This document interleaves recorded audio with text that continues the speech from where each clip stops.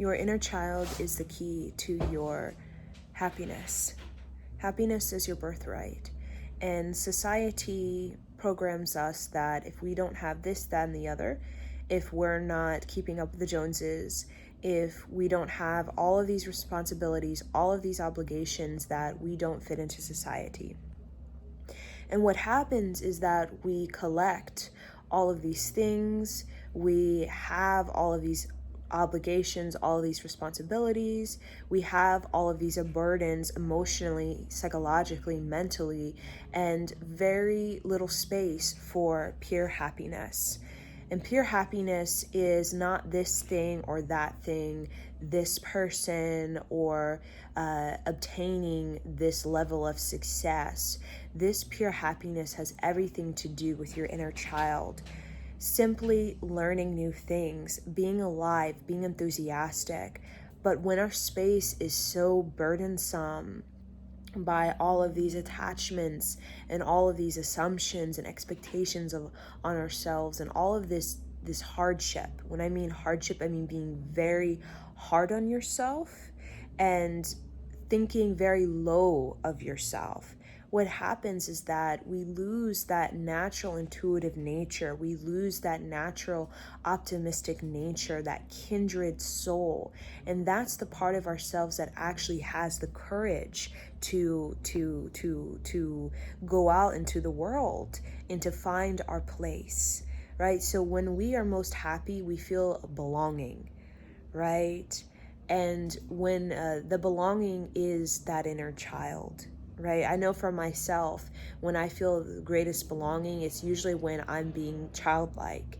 And childlike isn't necessarily being childish. Childish is seen as an immaturity, where you are somewhat emotionally unavailable to yourself, and you can feel very insecure about who you really are. So you have to be childish, right? Because you don't entirely accept who you are.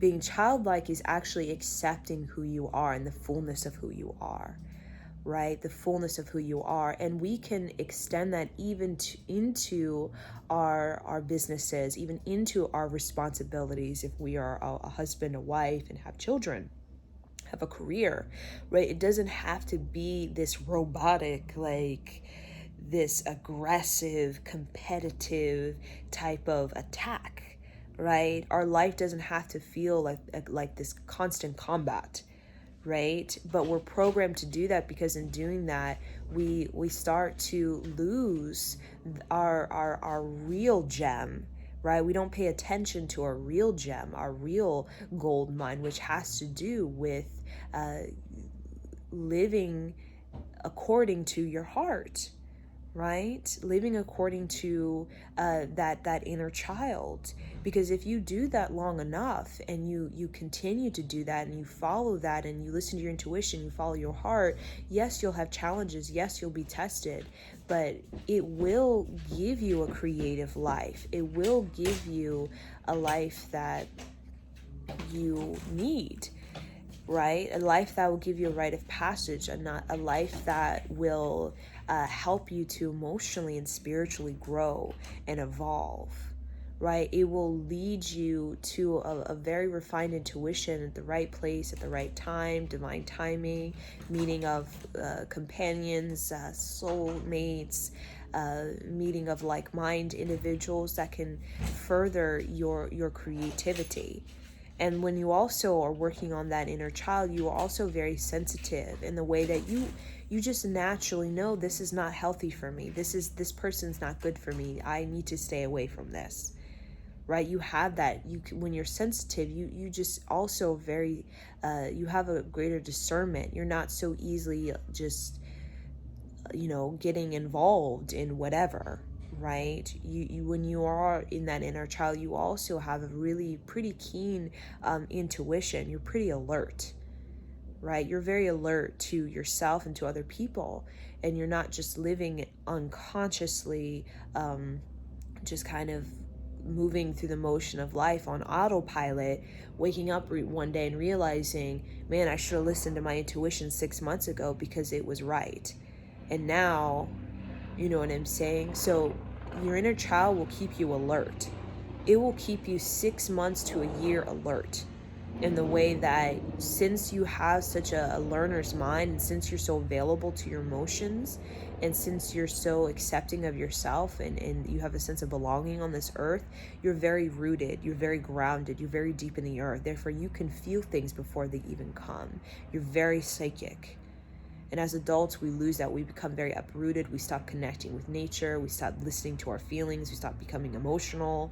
And then we start to feel that, just going through life, autopilot, and realizing that it's really, if we're going to navigate through things, through life experiences, and kind of be ahead of the game, and to have a full awareness and alertness of what's going on, we definitely need to be sensitive. We need to be enthusiastic, like that inner child that's always moving in new ways. We need to move in new ways. We cannot be autopilot. We have to take on new movements. We have to take on new recreational activities, new sports, new ideas, new books, new hobbies, new just ways of viewing things, new perspectives, because that's always going to keep us fresh. That's always going to keep us in many ways aware of ourselves and what's going on. The one thing about adults is that we stop becoming aware of ourselves, and then we become very judgmental of other people, instead of being aware, instead of paying attention, being alert, and learning, and willing to learn the different things. We start to become very judgmental. We start to shame ourselves and shame other people for not fitting into whatever the program, the belief is of the day, right? But when we're belonging, there's a sense of, you just want to be you with nature. You just want to come alive. Like, that's all kids want. They just want to come alive. And we can do that in our career. We can do that in our relationships. It's just a matter of fact of simplifying, because the inner child wants to simplify, doesn't want to create all of this extra attachments and these extra things. It just wants to simplify, because in simplifying, the space is clear. You have a clear head. You have peace of mind, and peace of mind to the inner child is everything, right? And for a lot of us who didn't have, a good childhood, or, had parents that were very emotional and dysfunctional, and, they had their quote unquote problems, and we're taking on problems, and kind of a mirror effect of that. The healing of the inner child is the deepest healing that we can do, because that's our inner child is our most authentic self. It is our acceptance for ourselves, our true belonging on this earth, in a very simple, very subtle, and very organic way, right? It's like, think of it like an organic piece of fruit, right? That hasn't been mutated, hasn't been genetically modified. It's pure organic fruit. There's a different taste usually, right? So that is the pure genetics of the fruit. You can mutate it, you can genetically modify it, but the real genetic is that comes from the original, right? So you have an original taste, an original sound, an original voice, an original look, an original just you that's organic. And a lot of us, we step outside that because we want so much to fit in and compete, compare, contrast, and complain. And, we feel limited, restricted. We feel at adversity, and then we start to lose hope, and we lose faith. So returning to that inner child in many ways is building up the spiritual practice where you can simplify everything and return back to your simplest understanding, like a child going into school. I am here to learn something new. I am here to participate, and I will try my best. Right? When you go into school and you're in a new, you're in a class, and it's next grade up, and you're like, this is challenging. All kids have that mindset. I'm willing to learn, I'm willing to participate, and I'm willing to try something new consistently and continuously until I, for how long I need to, right? And when we're hard on ourselves and when there's hardship, that's really the space we need in order to heal. So kids heal so like very fast, a fast metabolic system, very fast, fast, high vibration, and they heal a lot quicker. They heal emotionally, they get over things like relationships, they just move on, like, okay, right? While we are just so slow and like sluggish and like take so offensive and take it so personally. And when we start to have that child's mind, we're not taking it personally, we're not getting so offended, we're not up in our head all day making assumptions and projections, we're just accepting it as it is. That's the kind of space we need to heal. Healing is automatic, healing is involuntary, it just happens. It happens on its own. And a lot of us as adults, we find it difficult to heal because we're so hard, we're so like attacking ourselves and other people, and feeling embarrassed and ashamed, and we're getting into things that we don't necessarily need to get into just to kind of fit in or whatever, and then feeling judgmental and then guilty and all this kind of stuff. The healing happens when we become very soft like that inner child. And that doesn't mean that we're weak. That actually means that we want to learn. And the greatest thing that you could have is wanting to learn something new, wanting to listen to your heart, wanting to listen to your intuition, because it will give you insight to how you can be safe, who you should be around, who you should not be around, what kind of environments you should be around, what kind of environments you should not be around, because your inner child knows how to take care of you. It knows how to take care of you. So it will lead you away from relationships that are not good for you, from environments not good for you, careers not good, whatever it is, it will lead you away, because it's very alert, it's very sensitive, it's very aware.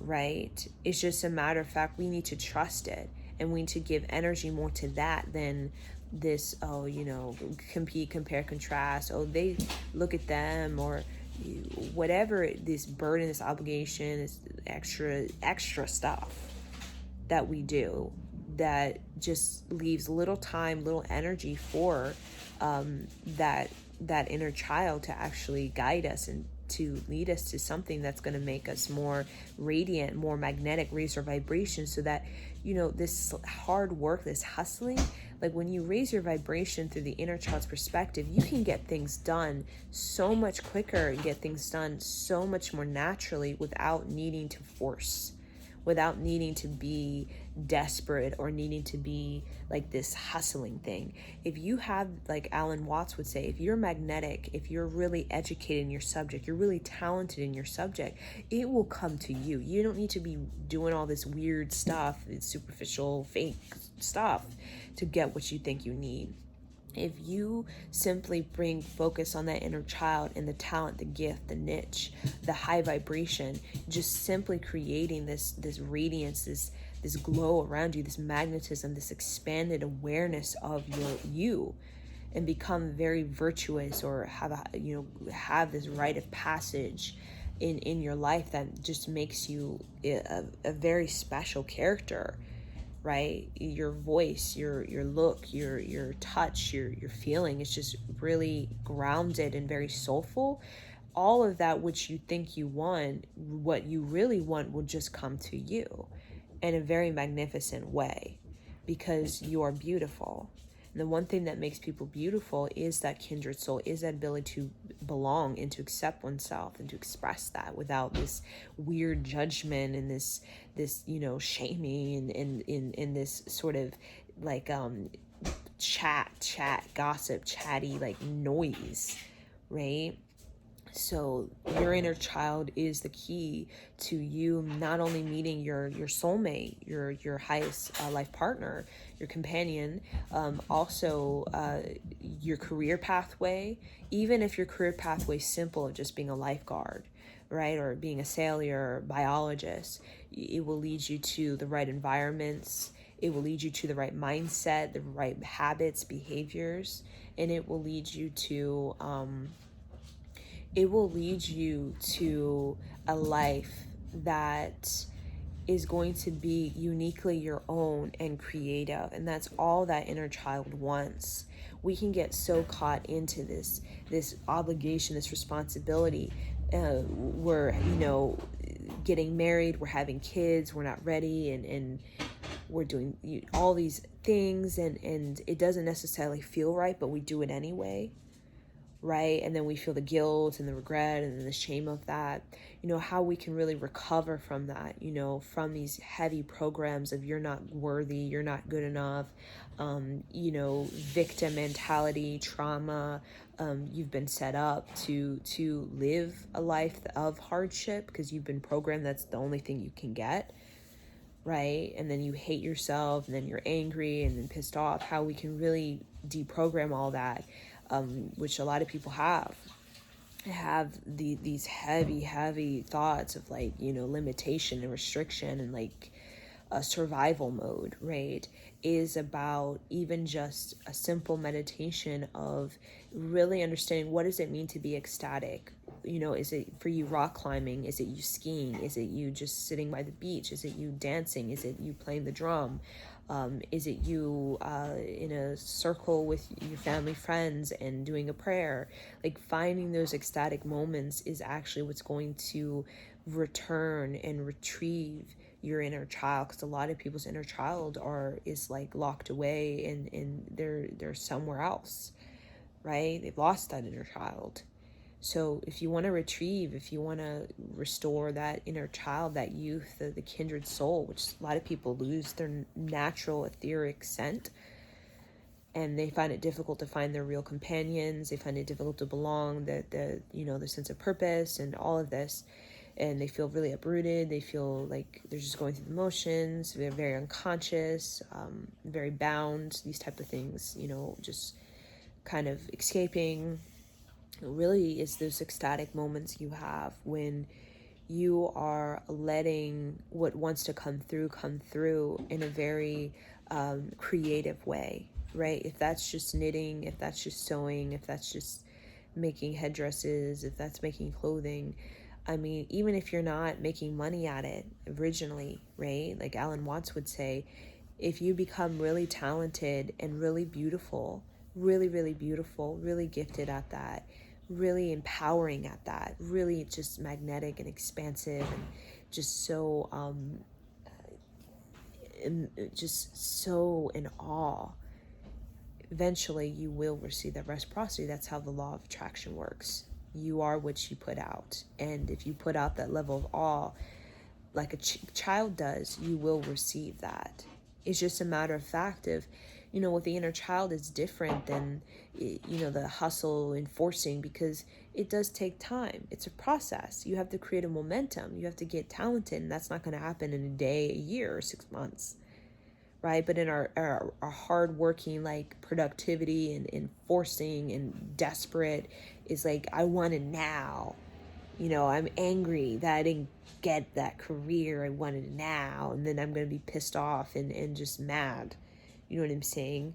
And agitated and annoyed by everybody. You know what I'm saying? But if you just focus continuously on that talent or whatever it is that lights you up, as Alan Watts would say, it will make you rich in spirit. It will make you rich in your mind. And then in the law of attraction, it therefore will make you, it will serve you. That's what you want. You want to feel, you put enough investment into that heart that eventually it will serve you, right?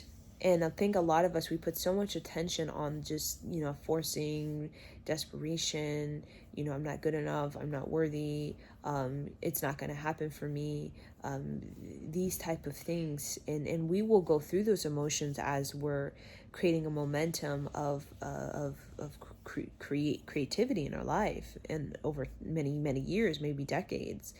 And we will go through these immense fears and doubts and pains. But as long as we keep going through it, and as long as we keep allowing ourselves to get to the next level within our creativity, or within our new growth, or our new learning something new, or new energy, fresh energy, we're always going to be always going to be a participant to our healing, and always going to be available to our real sense of happiness, which has everything to do with our joy, really. And we think we get weird about joy. Our joy, other people's joy. We just have all this weird stuff about, hating it, jealous, and, we feel like people have advantage, people have disadvantage, and that is very much true. But the joy is kind of something people meditate upon, monks and spiritual practices, work so much with, because it's yours, and it's a state of mind, and it's an energy signature that you can have anytime. And what it does is, if you work with it for lifetimes and you work with it for many years, what it does is it gives you this awareness of possibility of what you can do, what kind of job you can have, what kind of this, that, and it gives you the self-worth. That kind of joy may seem simple when you're doing it, like just painting a picture or something, or singing a song. But when you look at it in the momentum of it, it actually raises your self-worth. And everything from your career to your spouse is based off of your self-worth. So really, it does affect your whatever career, if you better career, or your partner, your love interest, or your house, or what kind of house you can manifest, what kind of income. Because when you raise your self-worth, in many ways, that's everything. That means you have a certain level of leadership that people want. You have a certain energy quality, certain caliber, certain high energy that will give you the next level of whatever income you think you can make, or career, or even partner that you could have. So really, that inner child, that joy, definitely it definitely gives you a gift. It definitely gives you opportunity. It definitely gives you like a higher self-worth to attract these mates that you want, or these job pathways, or these creative partnerships that you want. So I'll leave you guys with this.